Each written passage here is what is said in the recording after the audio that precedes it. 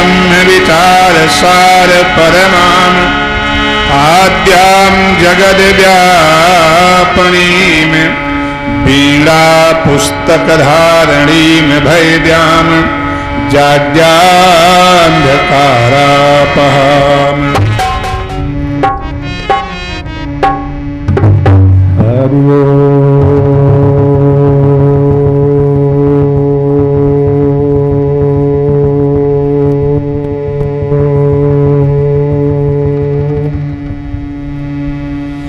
नमः परमात्मने श्री आदि पुरुषय परम्पारय लेख पुरुषाय विश्वेश्वराय जगदाधार हेतवे श्री बालकृष्णाय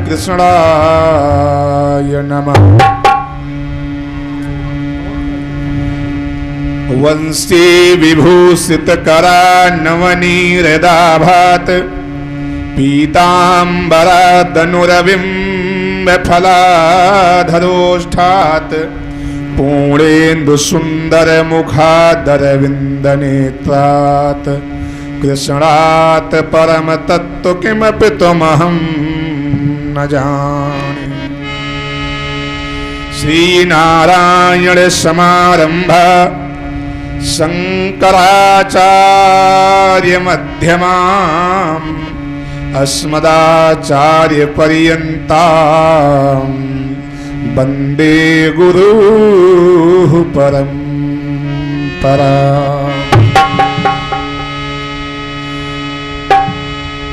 या देवी सर्वभूतेषु शक्तिरूपेण विद्यारूपेण दिव्यज्ञानरूपेण संस्थितः नमस्तस्यै नमस्तस्यै नमस्तस्यै नमो नमः।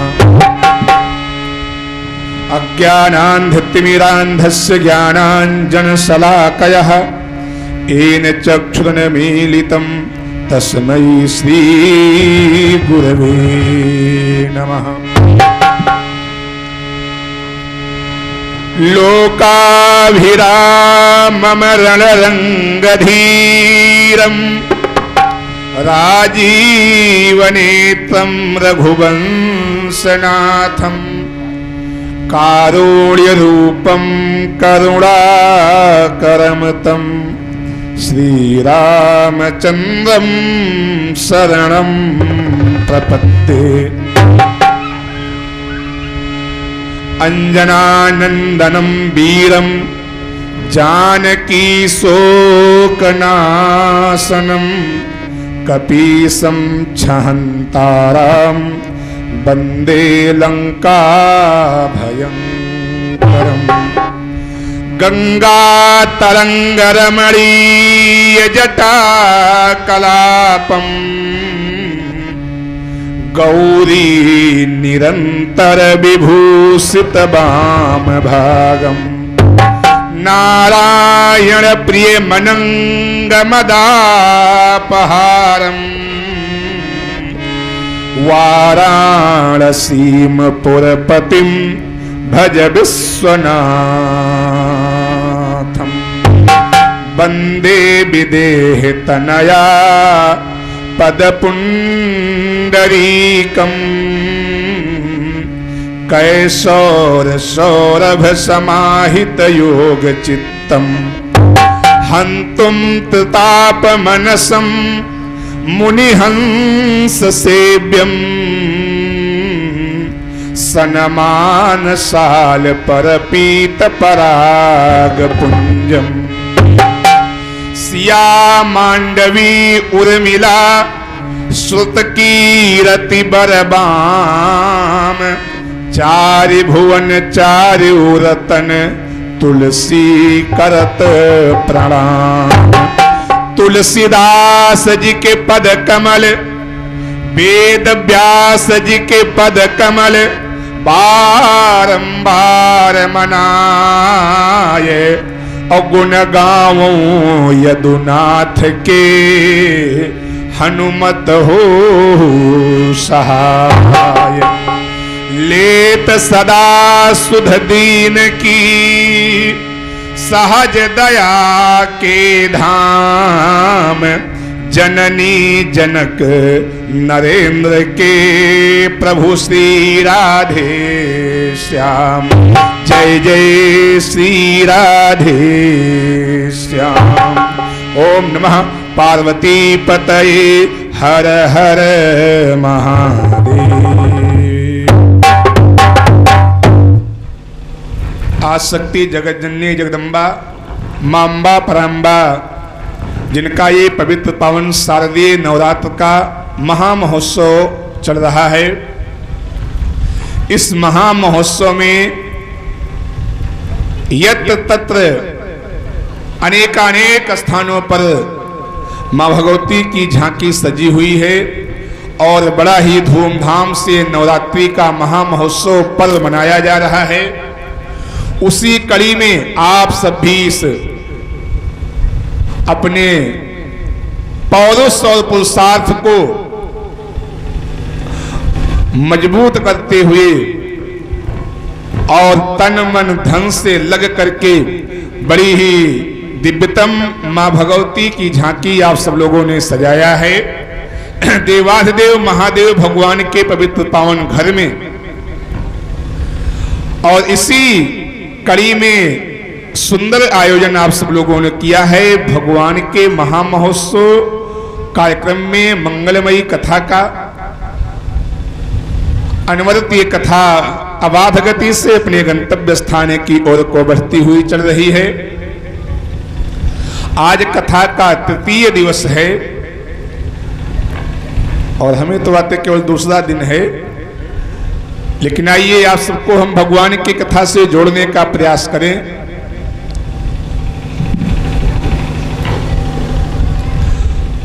कल की कथा में आप सब लोगों ने श्रवण किया था। क्या सुना था? किसी को याद है कथा कहां बंद हुई थी?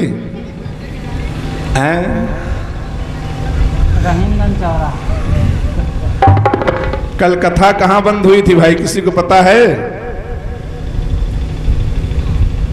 परीक्षित जी का शायद जन्म बताया गया था ना।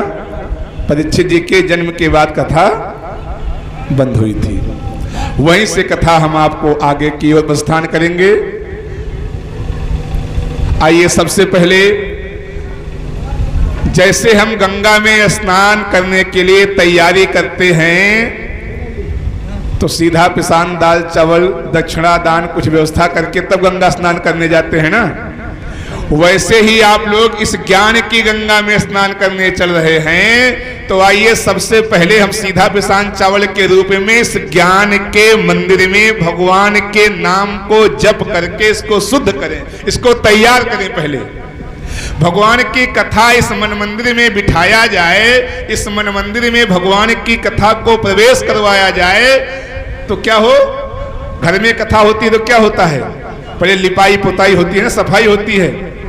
तो यहां भी इस हवेली को साफ करना है, जो 3.5 हाथ की हवेली परमात्मा ने बना करके हमको आपको सबको दिया है, ये मानव का शरीर।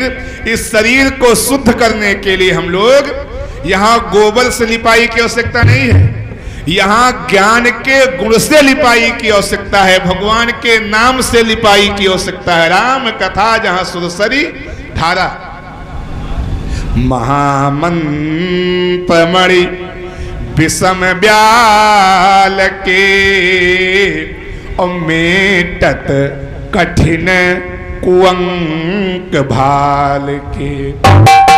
गोस्वामी जी कहते हैं इस राम नाम में, इस महामंत्र में, इस भगवान के नाम में इतनी ताकत है, इतनी ताकत है, इतनी ताकत है कि मेटत कठिन कुअंक भाल के। अगर इस हमारे भाग्य में कुछ गड़बड़ लिख गया है, कुछ कुअंक लिख गया है, उसको भी मिटाने की क्षमता रखता है। क्या? बोले भगवान का नाम। तो आइए हम सब लोग बड़े प्रेम के साथ सबसे पहले भगवान के नाम का कीर्तन गाएं, भगवान के नाम का कीर्तन करें और फिर भगवान की कथा में हम आप सबको लेकर के प्रवेश करें। पहले इस मन वाणी और अंतःकरण की शुद्धि के लिए जरूरी है कि हम सब लोग मन को पवित्र करें। सभी लोग बड़े भाव के साथ गाएंगे हमारे साथ साथ में, प्रेम से पहले हम बोलेंगे, पीछे में आप सब लोग भी बोलने का प्रयास करेंगे।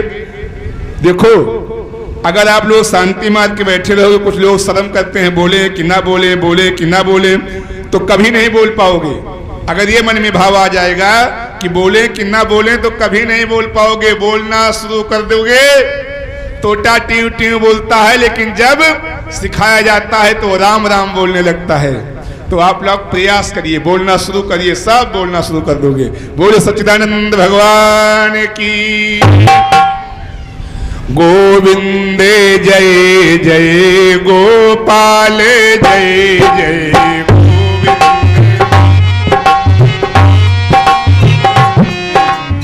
गोविंदे जय जय गोपाल जय जय गोविंद।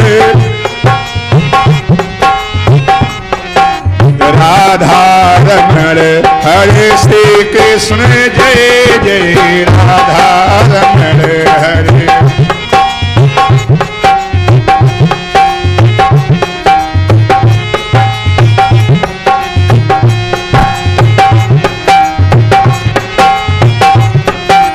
गोविंद जय जय गोपाल जय जय गोविंद। राधा रमण हरे श्री कृष्ण जय जय राधा। नंद नंदन बनवारी की जय जय नंद। नंद नंदन बनवारी की जय जय नंद। श्री वृक्ष भान दुलारी की जय जय श्री वृक्ष।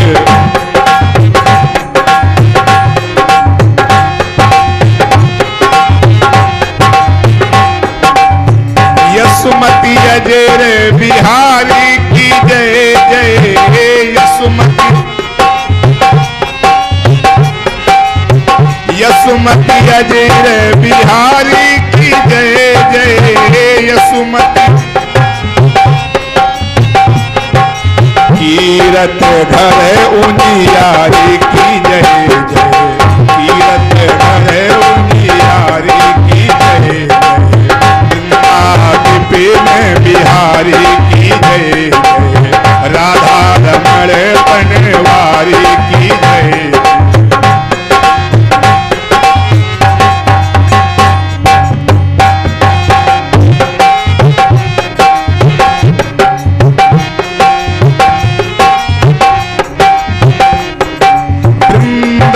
विपिन बिहारी की जय जय वृंदा विपिन।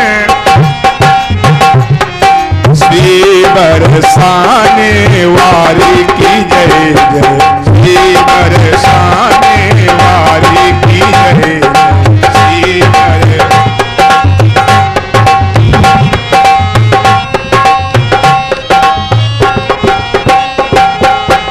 तन पीले पट नीले की जय जय तन नीले पट।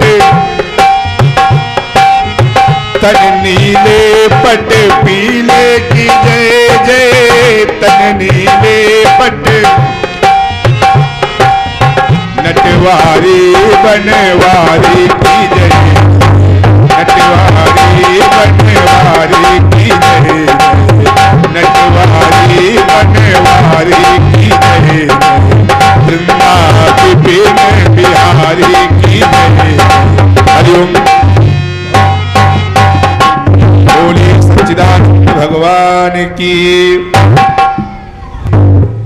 तो कल की कथा में आप सब लोगों ने श्रवण किया था राजा परीक्षित की कथा। परीक्षित कौन है? जिनको भगवान श्री सुखदेव जी महाराज ने भागवत की संपूर्ण कथा सुखताल नामक स्थान पे श्रवण कराया, सुनाया। कल आपने सुना परीक्षित का जन्म और उसके उपरांत अब आप प्रवेश कर रहे हैं धीरे धीरे। थोड़ा सा मन को एकाग्र करिए आप लोग, कथा तभी समझ में आएगी। हमारे आपके घर में भी कोई बालक पैदा होता है तो धीरे धीरे बड़ा होता है। अभिमन्यु पुत्र परीक्षित भी धीरे धीरे सयाने हुए, बड़े हुए, और इतना ही नहीं, सयाने हो गए, बड़े हो गए, तब तक भगवान श्री कृष्ण को मृत्यु लोक में आए हुए 125 वर्ष का समय व्यतीत होने को आ गया। एक दिन पांडवों के साथ बैठ करके भगवान कन्हैया हस्तिनापुरी में एक संगोष्ठी की, एक मीटिंग किया। पांडवों के साथ में बैठ करके भगवान कन्हैया ने एक मीटिंग किया, एक संगोष्ठी किया। क्या संगोष्ठी किया? युधिष्ठिर, अब द्वापर का युग जो है वो बीतने को आ गया है, कलयुग आने वाला है, और मैं तो भाई अब साकेत धाम जाऊंगा, मैं चलूंगा, मृत्युलोक को छोड़ूंगा। युधिष्ठिर ने कहा कि प्रभु जब आप जाएंगे तो हमको भी साथ में लेकर के चलिए। जब हमने पूरे जीवन आपके साथ में काटा है, पूरा जीवन आपके साथ में बिताया है, तब तो थोड़े समय के लिए हमको अलग करके आप कहां जा रहे हैं? कन्हैया जी ने कहा देखो युधिष्ठिर, बात यह है कि तुम हमारे साथ रह तो सकते हो, इस मृत्यु लोक में हम आप कोई भी हो एक साथ रह तो सकते हैं, लेकिन एक साथ चलना और एक साथ आना ये सबके भाग्य में नहीं है। ये बहुत सौभाग्यशाली होगा जो जुड़वा पैदा होता है, और वो बहुत सौभाग्यशाली होता है जो साथ साथ में जाता है। एक साथ चलना, आना और जाना ये दोनों बड़ा मुश्किल है।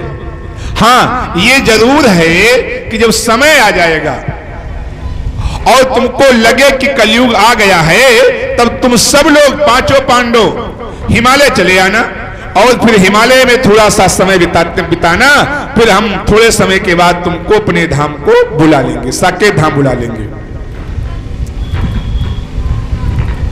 देखो युधिष्ठिर जी ने कहा कि महाराज आपने कह तो दिया बड़ी आसानी से कि कलयुग की जैसे ही तुमको पहचान हो बस चले आना, लेकिन ये बताओ कि हम कैसे जानेंगे कि कलयुग आ गया है? कलयुग की पहचान क्या है? शायद ये कथा हमने आपको बताया भी होगा, याद भी होगी किसी को। अच्छा नहीं याद है, सुनिए। भगवान कन्हैया ने युधिष्ठिर जी को साथ में ले करके पांचों पांडवों को, अर्जुन, भीम, नकुल, सहदेव, युधिष्ठिर को लेकर के कहां गए? एक सुंदर से बगीचे में एक चट्टान पर भगवान बैठ गए, युधिष्ठिर जी को पास में बिठा लिया। अर्जुन, भीम, नकुल और सहदेव को चारों दिशाओं में भेज दिया। अर्जुन तुम पूर्व दिशा में जाओ, भीम तुम पश्चिम में जाओ, नकुल तुम उत्तर में जाओ, सहदेव तुम दक्षिण में जाओ। और तो जाना कहां को है? बोले जहां तुमको बहुत बड़ा आश्चर्य दिखाई पड़ जाए। कैसा आश्चर्य? जैसा आज तक तुमने कभी ना देखा हो। और जब वो आश्चर्य दिखाई पड़ जाए तो वहीं से वापस चले आना, लौट आना। अच्छा महाराज, वैसा ही किया। थोड़ी दूर तक गए, जहां जिसको जैसा आश्चर्य मिला वहीं से वापस आए। भगवान श्री कृष्ण जी ने पूछा कि अर्जुन तुम कहां से लौट करके आए, क्या देखे? अर्जुन ने कहा कि महाराज हमने एक जंगल की राह को पकड़ा, थोड़ी दूर तक गए, एक बड़ा वीरान जंगल था। उस वीरान जंगल में हमने 5 कुआं देखा। एक स्थान पर 5 कुआं। फिर क्या हुआ? बोले महाराज हमने थोड़ी देर तक उन 5 कुआं को देखा तो देखते रह गए, लेकिन देखते देखते हमने क्या देखा कि बीच वाले कुआं में उफान आ गया, पानी का उफान आया और चारों कुआं लबालब भर गए। फिर थोड़ी देर के बाद क्या देखा कि चारों कुआं में उफान आया और बीच वाला कुआं आधा भी नहीं भरा। भगवान श्री कृष्ण ने कहा कि अर्जुन ये कलयुग की पहली पहचान है। कहा वो कैसे? कहा कलयुग में एक पिता 4 नहीं 8 पुत्रों का पूरे परिवार का लालन पालन करेगा, भरण पोषण करेगा, उनको सजाएगा, संवारेगा। लेकिन जब वही पिता बुढ़ापे को पहुंच जाएगा तो 4 पुत्र मिल करके भी एक पिता का लालन पालन नहीं कर पाएंगे। बोले ये कलयुग की पहली पहचान है। तब तक भीम जी आ गए। भीम, तुमने क्या देखा? भीम ने कहा, महाराज हम एक जंगल तक गए और हमने देखा कि एक जंगल में एक गैया ब्याई हुई है, बच्चा दिए है, बछिया, और गैया उस बछिया को खुदे दूध पी रही है। तो भीम ने कहा कि महाराज ये कलयुग की दूसरी पहचान है। जब माता पिता बिटिया के धन को दोहन करना शुरू कर दें, यानी बिटिया का धन खाना शुरू कर दें, तब जान लेना कि कलयुग आ गया है। तब तक नकुल जी आ गए। तुमने क्या देखा? नकुल ने कहा, महाराज हम तो इधर उत्तर दिशा में गए थे जहां खूब विशालकाय बड़े बड़े पर्वत हैं, पहाड़ हैं, और हमने देखा क्या कि छोटे छोटे टुकड़े जो हैं वो अपने आप लुढ़क करके ऊपर को चढ़ रहे हैं। अरे ये तो विचित्र बात। आम कभी डाल से टूटता है, या कोई फल डाल से टूटेगा तो नीचे आएगा कि वो नीचे से ऊपर को जाएगा? कहा महाराज ये सब नीचे से ऊपर जा रहे थे। तो कहा देखो, पत्थर माने होता है जड़, पर्वत कहते हैं जड़ को। तो भगवान ने कहा कि जड़ पर्वत है, जड़। तुम्हारे आश्चर्य का तात्पर्य यह है कि कलयुग की तीसरी पहचान है। कहा महाराज मतलब? कहा मतलब ये कि जब मूर्खों का राज्य हो जाए, मूर्ख सिंहासन पर बैठना शुरू कर दें, मूर्ख राजा हो जाएं, और बेचारे पढ़े लिखे मजदूरी करें, तो समझ लेना कि कलयुग आ गया है। मैं किसी नेता की बड़ाई या बुराई की बात नहीं करता। आप लोग देख रहे हैं यही हो रहा है ना। आज एक से एक एमएलए हैं, एमपी हैं, कोई इंटर पास है, कोई हाई स्कूल पास है, कुछ बीए में ही पास है, ऐसी बात नहीं है। लेकिन उनके सचिव कौन हैं? जो आईएएस हैं, पीसीएस हैं। यही तो है मूर्खों का राज और पढ़े लिखे नौकर। तो कहा महाराज ये कलयुग की तीसरी पहचान। कहा तब तक सहदेव जी आ गए। तुमने क्या देखा? कहा महाराज हमने देखा एक समुद्र था, समुद्र में हमने देखा कि जो बकुले हैं वो मोती को चुन रहे हैं, और जो हंस हैं वे मांस के लथोड़े मुंह में दबाए हुए हैं। भगवान ने कहा कि सहदेव, हे पांडु, ये कलयुग की अंतिम पहचान है। बोले कैसे? बोले जब क्षुद्र व्यक्ति जिनका आहार ही मांस हो, उनके गले में तुलसी की माला आ जाए, कंठी पहन लें, और जो ब्राह्मण हैं वो मांस को खाना शुरू कर दें, तब समझ लेना कि कलयुग आ गया है। इस चार प्रकार से एक सामाजिक दृष्टांत के माध्यम से हमने आपको और भगवान ने पांडवों को कलयुग के बारे में बताया। एक कलयुग की पहचान है। भगवान साकेत धाम जाने को फिर यहां से विदा हुए, और जैसे विदा होकर के भगवान द्वारकापुरी को जाने लगे, थोड़ी दूर तक गए, और जाने के बाद फिर लौट पड़े।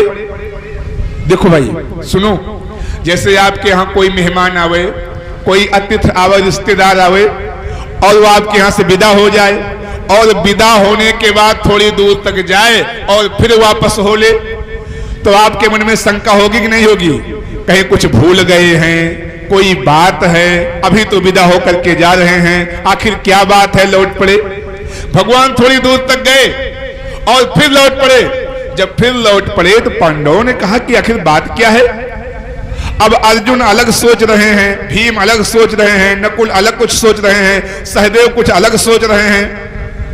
अर्जुन ने सोचा कि भगवान हो सकता है मेरे पास आ रहे हों, भीम ने कहा नहीं मेरे पास आ रहे हैं, युधिष्ठिर ने कहा नहीं मुझे बहुत प्रेम करते हैं, भगवान फिर मुझसे मिलने के लिए आ रहे हैं। लेकिन भगवान ना तो अर्जुन के पास गए और ना ही भीम के पास गए, ना नकुल के पास गए, ना सहदेव के पास गए, ना युधिष्ठिर के पास गए। कहां गए? भगवान अपनी बुआ कुंती के पास गए। जब कुंती के पास भगवान पहुंचे और जैसे ही कुंती ने भगवान को देखा, कन्हैया के चरणों को पकड़ लिया। कन्हैया ने कहा कि बुआ तू ये क्या कर रही है? तू मेरी बुआ है, मैं तेरा भतीजा हूं, भतीजा रे पहचान तो। तू मेरे चरणों को पकड़ रही है, मुझे तेरे चरणों में प्रणाम करना चाहिए, तू हमारे चरणों को पकड़ रही है। कुंती ने कहा कृष्ण इतने दिन से आए हो, क्या अब भी ये छलिया स्वभाव नहीं छोड़ोगे? क्या अब भी ये छलिया स्वभाव नहीं छोड़ोगे? अभी तक अर्जुन, भीम, नकुल, सहदेव, युधिष्ठिर को किसी को आपने बोध नहीं करवाया कि हम भगवान हैं, लेकिन कृष्ण, तुम कृष्ण नहीं हो, तुम कन्हैया नहीं हो, तुम मेरे भगवान हो। इसलिए नमः पंकज नाभाए, नमः पंकज मालिने, नमः पंकज नेत्राये, नमस्ते पंकजाग्रे। कुंती ने भगवान श्री कृष्ण के चरणों में बारंबार प्रणाम किया। नाथ, आप साक्षात भगवान हैं। भगवान ने कहा कि बुआ, आज तक किसी ने मुझे भगवान नहीं कहा, आज तक किसी ने मुझे भगवान, पहली बार तूने इस इतनी अवस्था में मुझे भगवान कहा है। अगर आपने मुझे भगवान कह ही दिया है, भगवान मान ही लिया है, तो तेरी जो इच्छा हो, तुम जो चाहती हो, मुझसे वरदान मांग लो। कुंती ने कहा, सचमुच दोगे? कहा हाँ हाँ बिल्कुल, जो तुम मांगोगी वो मिलेगा, मांग लो। कुंती ने कहा दोगे? कहा कन्हैया ने कहा बिल्कुल। दोगे? कहा बिल्कुल। जब 3 बार तिरवाचा हो गया तो जानते हो कुंती ने क्या मांगा? विपदा संतनुम सस्व तत् तत् जगद गुरु भवतो दर्शनम तस्याद पुनर्भव दर्शनम। हे कन्हैया, अगर तुम मुझे कुछ वरदान देना चाहते हो तो यही वरदान में दे दो कि मेरे जीवन में दुख ही दुख बना रहे, मेरे जीवन में दुख ही दुख बना रहे, दुख ही दुख बना रहे। भगवान कन्हैया ने शीश को पकड़ लिया, माथा को ठोकने लगे। अरे बुआ, तूने एक बार वरदान मांगा और ये क्या मांग लिया? दुख। संसार के लोग सुख की चाह रखते हैं, सुख की मांग करते हैं, और तूने एक बार मुझे भगवान कहा और भगवान के नाते मैं तुझे देने को तैयार हुआ, तो तूने मुझसे दुख मांग लिया। दुख? अभी तेरा जी दुख से भरा नहीं। अरे पैदा हुई अन्यत्र, पाली गई राजा कुंती भोज के यहाँ, इसलिए नाम पड़ गया कुंती। विवाह हुआ पांडु के साथ, पति मिला पीलिया का मरीज, भरी जवानी में पति मर गया, पूरा जीवन इन छोटे छोटे बच्चों के साथ में विधवा बनकर के भरी जवानी को बिताया। इन तेरे बच्चों के साथ में कौरवों ने क्या नहीं किया? कभी लाक्षागृह में जलाने का कार्य किया, कभी अज्ञातवास की सजा इनको दी गई, एक सुई की नोक भर जमीन देने से कौरवों ने इनकार किया, जिसकी वजह से तेरे पुत्रों को महाभारत का युद्ध करना पड़ा। और इस महाभारत के युद्ध में तुम्हारे इन पांडवों के हाथ से क्या नहीं हुआ? और बुआ, आज तुझे एक बार फिर मैंने कुछ मांगने को कहा तो तूने मुझसे दुख मांग लिया। अभी तेरा जीवन दुख से भरा नहीं है। सुनो, कुंती जैसी स्त्री अब इस धरती पर पैदा होना संभव जो भगवान से दुख मांग ले। जानते हो क्यों? कुंती ने कहा कि कन्हैया, सुख के माथे सिल पर, बहुत ध्यान सुनिए, सुख के माथे सिल पर कि हरि हृदय से जाए, और बलिहारी वह दुख की जो पल पल नाम रटाए। अरे ऐसे सुख को हम लेकर के क्या करेंगे जिस सुख के पाने के बाद ये जीव भगवान को भूल जाता है। मुझे ऐसा सुख नहीं चाहिए, ऐसा सुख मुझे नहीं चाहिए जो सुख पाने के बाद ये मानव जीवन में लोग भगवान को भूल जाते हैं। अरे दुख बना रहेगा, पूरा जीवन दुख से भरा रहेगा। जब कष्ट आता रहेगा तो तेरी याद आती रहेगी, और जब तेरी याद आती रहेगी तो एक न एक दिन तू मुझे प्राप्त कर लेगा। और मुझे हे कन्हैया, अभी तो आज तेरे चरण मिले हैं, लेकिन एक दिन तेरा धाम मिल जाएगा, मैं तेरे धाम को चली आऊंगी। कन्हैया ने कहा, बुआ तू तो वास्तव में बड़ी वैराग्यवान निकली, बड़ी ज्ञानवान निकली। भगवान कन्हैया कुंती बुआ से मिलकर के वरदान दे करके और द्वारकापुरी को प्रस्थान किया। कृष्ण जी द्वारकापुरी पहुंच रहे हैं और पांडवों ने बैठ करके अपनी सभा में विचार किया कि बुढ़ापा का शरीर आ गया है, अब मुझे हिमालय के लिए चलना चाहिए। सो अपने पुत्र राजा विष्णुदात यानी परीक्षित को राज्य का उत्तराधिकारी बना दिया जाए। इसलिए अस्तु परीक्षित लाल को देकर सब अधिकार और गए हिमालय के लिए पांचव पांडु कुमार।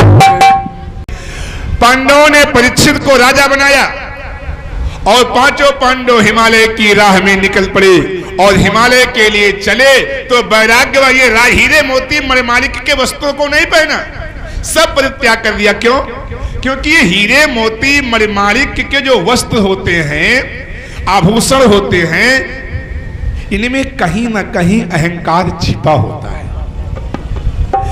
आप बहुत महंगा कपड़ा पहन करके आए कथा सुनने के लिए, खूब महंगा महंगा कपड़ा पहन करके आए, तो सोचेंगे कि मैट पर बैठे कि ना बैठे, कपड़े गंदे हो जाएंगे यार, है?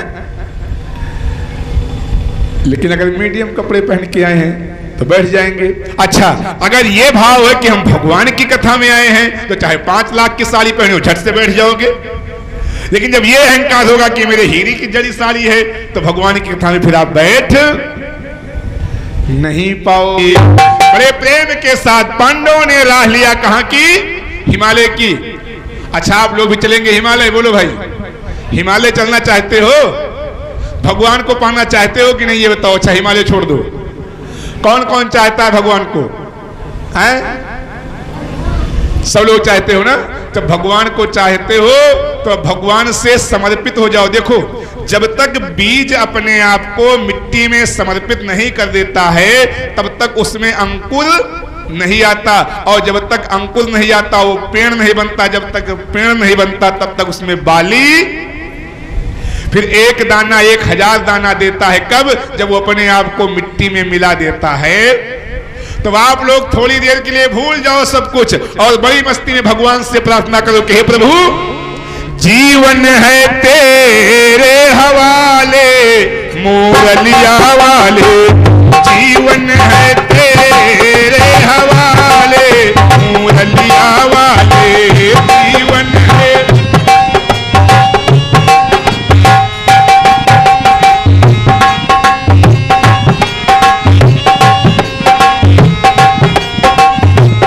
जीवन है तेरे हवाले मुरलिया वाले, जीवन है तेरे।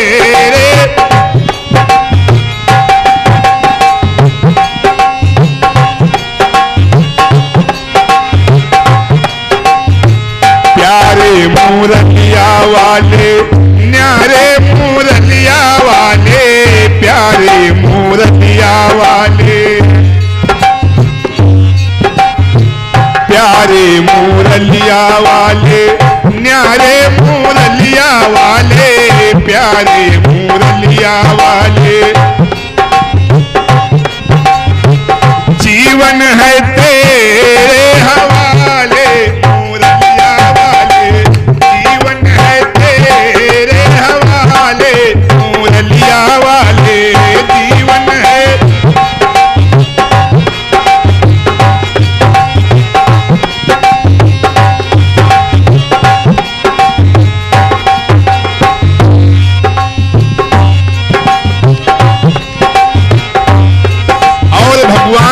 प्रार्थना करो कि हे प्रभु, मैं तो श्याम तेरी कर बंसी, मैं तो श्याम। हे भगवान, मैं तो आपके हाथों की बंसी हूं, बांसुरी। और फिर जब आपके हाथों की बांसुरी हो तो जैसा तू चाहे बजा ले मुरलिया वाले, जैसा तू चाहे बजा ले।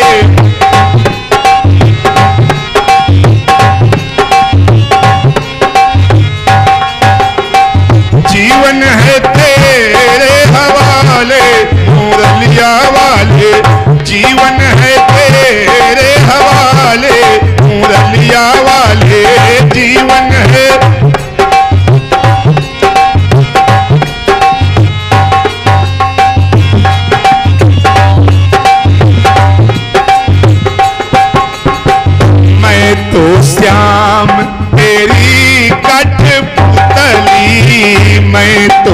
श्याम। क्या बात है। कठपुतली जानते हो? कठपुतली कभी देखे हो कि नहीं हैं?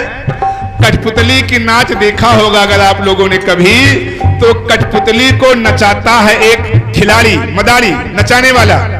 कठपुतली तो लकड़ी की होती है, उसके पीछे से एक महीन तार बंधा होता है, और जैसे जैसे वो नचाता है वैसे वैसे कठपुतली नाचती है। तो हम लोग भी क्या हैं? हम लोग भी भगवान के हाथों से बंधे, तार से बंधे हुए भगवान की कठपुतली हैं। हम लोग क्या हैं? हम लोग भगवान की कठपुतली हैं। इसलिए भगवान से प्रार्थना है कि हे मेरे माधव, मैं तो श्याम तेरी कठपुतली, मैं तो श्याम।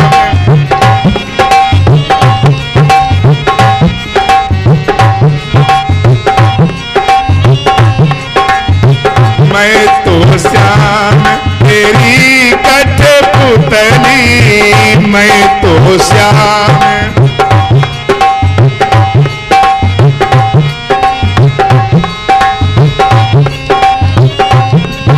हाँ मैं तो श्याम तेरी कठपुतली, मैं तो श्याम।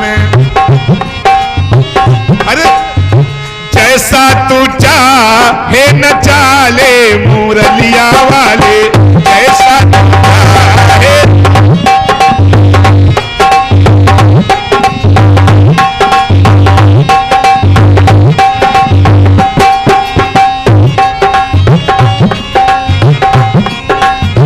जीवन है तेरे हवाले मुरलिया वाले, जीवन है तेरे हवाले मुरलिया वाले, जीवन है तेरे हवाले मुरलिया वाले, जीवन है।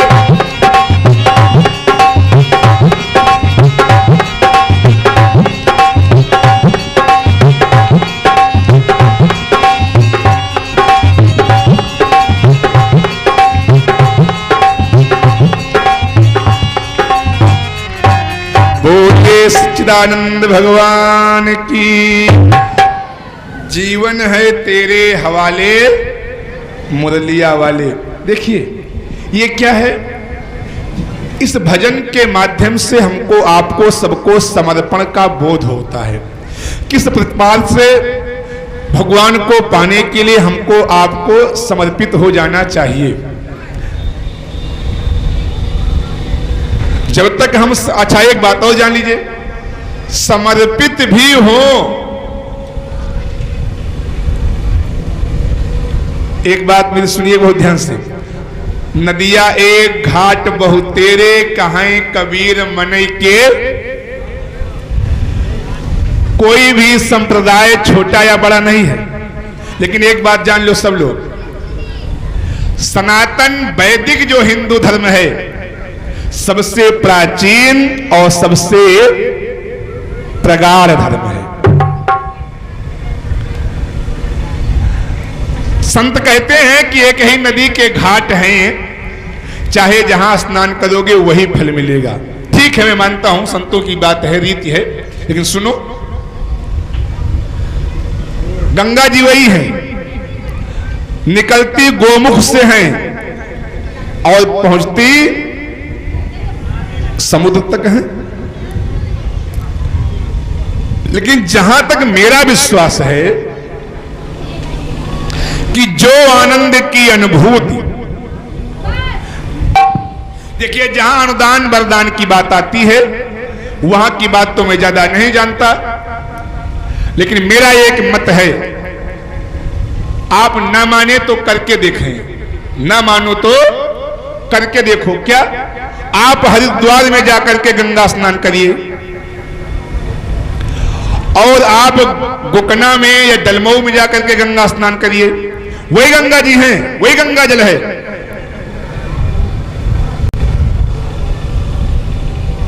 क्या बराबर आनंद मिलेगा आपको? बोलो भाई। हाँ, स्नान क्यों, देखिए आप हरिद्वार में जाकर के गंगा स्नान करिए और डलमऊ में जाकर के करिए, बराबर आनंद मिलेगा? नहीं मिलेगा। मैं दावे के साथ कहता हूं गंगा जी वही है, वही गंगा जल है। क्यों नहीं मिलेगा? क्योंकि वहां डायरेक्ट गोमुख से निकला हुआ पहाड़ों का पिघला हुआ गंगा जल है, और डलमऊ और गुकना पहुंचते तक ना जाने कितने नालों का पानी उसमें मिक्सचर हो जाता है। ना जाने कितने नालों का पानी। हाँ, ये गंगा है, समर्थ हैं, उनको कोई दोष नहीं, और पानी कभी दूषित नहीं हो सकता, लेकिन आपको स्नान का जो आनंद वहां मिलेगा वो आनंद आपको कहीं नहीं मिलेगा, यहां नहीं मिलेगा। इसलिए मेरे कहने का क्या भाव केवल यह है कि समर्पण भी, जैसे गेहूं की बुआई आषाढ़ में किया जाए तो फसल होगी नहीं होगी, समर्पण भी जहां जरूरी है वहां हो जाइए, तब आपको फल मिलेगा। आप जहां पाओ, जिसके पाओ उसी के पैर छूते रहो, सबके पैर छूते रहो, हर जगह से आपकी मनोकामना नहीं पूर्ण होगी। लेकिन यदि आप एक सुनिश्चित स्थान पर पहुंच करके प्रणाम कर रहे हैं, अपने आप को समर्पित कर रहे हैं, तो आपकी मनोकामना अवश्य पूर्ण होगी। तो भाव में बता रहा था, समर्पण यानी उचित स्थान पर समर्पण होना चाहिए। एक बार एक मास्टर साहब की मास्टराइन हराई गई। देखो, स्थान की बात है, सभी देवी देवता हैं, कोई छोट और बड़ा, लेकिन सबका काम अलग अलग है। अगर सबका काम अलग अलग न होता तो हमारे यहाँ 33 कोटि देवी देवता हैं, क्या आवश्यकता थी? एक ही में सब पूरा काम निपट जाता। लेकिन नहीं, सबके काम अलग अलग हैं। जब जब जैसे जैसे असुरों की प्रादुर्भाव हुआ, जैसे जैसे असुर पैदा हुए, वैसे वैसे हमारे यहाँ भगवान के अवतार होते गए। देखिए, जब हमको जैसी बीमारी होती है वैसी हमको दवा की आवश्यकता पड़ती है। एक बार एक गांव में एक मास्टर साहब थे, एक मास्टरानी थी, उनकी पति पत्नी दोनों लोग थे, और कुछ मामला नाराजगी का हो गया। मास्टराइन पता नहीं कहां को रूठ के चली गई, नाराज होकर के चली गई, गुस्सा के चली गई। अभी ना कहो कि भाग गई, भाग जा अलग बात, चली जा अलग। तो मास्टराइन चली गई, कहूं का पता नहीं कहां चली गई, ये पता नहीं कहां चली गई। अब जब मास्टर साहब शाम को विद्यालय से लौट करके आए घर, तो घर में देखा तो ताला लटका हुआ। पड़ोसी लोगों से पूछा, मेरी मास्टराइन को किसी ने देखा है? मेरी मास्टराइन को किसी ने देखा है? अब फोन शुरू किया ससुराल को, जितने भी रिश्तेदार मेहमान थे हर जगह को फोन पे बात किया, मास्टराइन वहां गई है, मास्टराइन यहां गई, कहीं कोई अता पता मास्टराइन का ना ना ना ना कहीं कोई पता नहीं चला। अच्छा, शाम हो गई, रात बीत गई, 1 दिन 2 दिन 4 दिन, पूरा हफ्ता बीत गया, और मास्टराइन का कहीं कोई अता पता। अब मास्टर बेचारे परेशान, एक तो परेशान की मास्टरानी पता नहीं कहां चली गई, और दूसरे परेशानी की रोटी बनावे तब भूख लगे। तो मास्टर साहब ने सोचा कि भगवान का सहारा है और कोई सहारा अब दुनिया में है नहीं, तो क्या किया, सोचा कोई भगवान से प्रार्थना किया जाए। तो बाजार में गए और एक लिया नया नया थार जानते हो ना सब लोग, और उसी थार में खूब तरह तरह की मिठाई, तरह तरह का फल। हम देखो बता रहे हैं इस बात को कि किसकी कहां आवश्यकता होती है। सब कुछ थाल में भर करके लेकर के गए मंदिर। कौन मंदिर? एक मंदिर था गांव में राम लक्ष्मण जानकी जी का। आप जानते हैं कि जहां राम लक्ष्मण जानकी जी का मंदिर होता है तो मंदिर के अंदर तो भगवान होते हैं और गेट पर हनुमान होते हैं। हनुमान जी वहां गेट पर होते हैं, और मास्टर साहब हनुमान जी को प्रणाम भी नहीं किए, जय सिया राम भी नहीं किए, और पूरा थाल की मिठाई ले जा करके राम जी के सामने रख दिया, और राम जी के सामने रख करके 501 रुपए की नोट निकाला, थाल में रख दिया, और भगवान के चरणों को पकड़ लिया, और बड़े जोर से पुकार किया, रोने लगे कि हे राम जी, अब हमारी पत्नी को आप ही ढूंढ के लाओ। और जब रोने लगे तो आवाज पड़ी पुजारी के कान में, जब पुजारी के कान में पड़ी तो पुजारी दौड़ा दौड़ा आया और मास्टर साहब को कहा कि मास्टर साहब आप बोले हाँ हाँ क्या बात है? बोले पुजारी जी मेरी मास्टरानी जो हैं वो पता नहीं कहाँ गायब हो गई हैं, 1 सप्ताह व्यतीत हो गया, अभी तक लौट करके नहीं आई हैं, इसलिए मैं ठाकुर जी के राम जी के चरणों में ये मिठाई फल और पैसा दे करके प्रार्थना कर रहा हूं कि इतनी रघुनाथ कृपा कर दो कि घर नीक लगे न बिना घरनी के।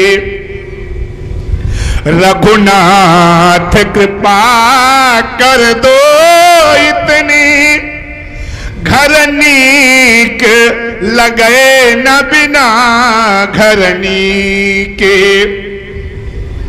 तो पुजारी जी ने कहा कि ये काम यहां होने वाला नहीं है, डाक खाना में जलेबी नहीं मिलती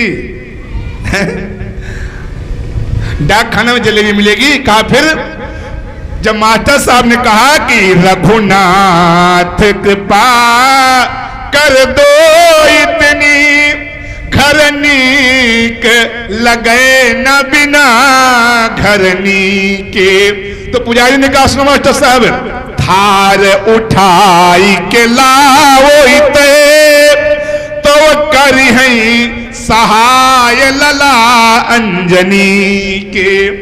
कहा जो मिठाई भर के थार वहां रखे हो वहां से उठाओ, थार उठाई के लाओ इते, इते माने यहां हनुमान जी के पास, थार उठाई के लाओ इते तब करी है सहाय लला अंजनी के। और कपिनायक जू से अनुरोध करो, कपिनायक माने हनुमान जी से प्रार्थना करो, कपिनायक जू से अनुरोध करो तो मुंह देख सको अपनी पत्नी के। कहा क्यों?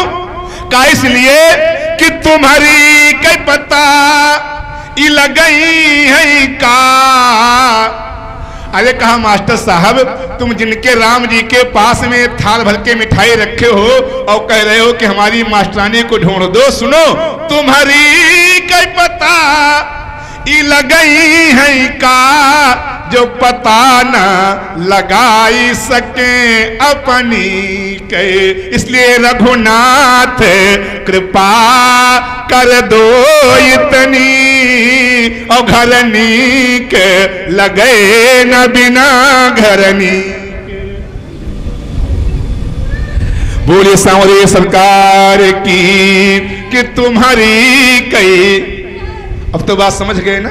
पुजारी जी ने कहा कि मास्टर साहब तुम्हारी कई पता लगई है का जो पता न लगाई सके।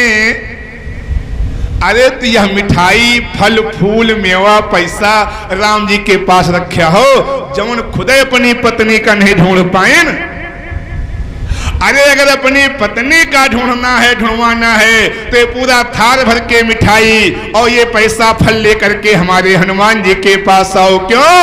क्योंकि हमारे हनुमान जी चाहे जिसकी पत्नी खो जाए सबको ढूंढ करके ला करके दे देते हैं। इसलिए हमने कहा कि समर्पण का भी हमारे यहाँ तरीका अलग अलग है। हर बात में एक का इंजेक्शन नहीं लगता हमारे यहाँ। बुखार हुए तो वही इंजेक्शन, जुकाम हुए तो हर दवाई, हर मर्ज की दवा अलग अलग है। इसलिए हमारे यहाँ 33 कोटि देवी देवता हैं। कुछ लोग कहते हैं अरे हमारे यहाँ तो बस एक है, केवल एक से सब कुछ, एक ही दवाई सब चीज में खा के दिखाओ। हम कहा कि तुम सब कुछ एक सोचा कह दो, या तो तुम हो गया तो मर जाए या तो मरी जाए। एक से सब कुछ होने वाला इस सृष्टि के संचालन के लिए जहां जैसी आवश्यकता पड़ती है वहां वैसे स्वरूप में भगवान को आना पड़ता है। बोलिए सच्चिदानंद भगवान की, बोलिए सांवरे सरकार की। श्री हनुमान जी महाराज की जग जननी भवानी जय जय जय जग जननी भवानी जय जय जय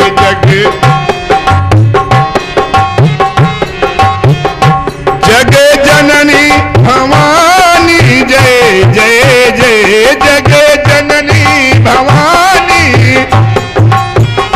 विंध्याचल रानी जय जय जय विंध्या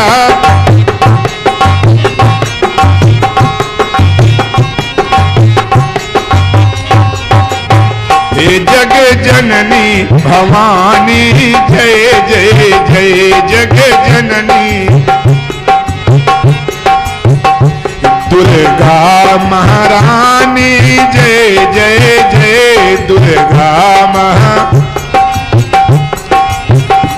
दुर्गा महारानी जय जय जय दुर्गा जग जननी भवानी जय जय जय जग जननी भवानी जय जय जय जग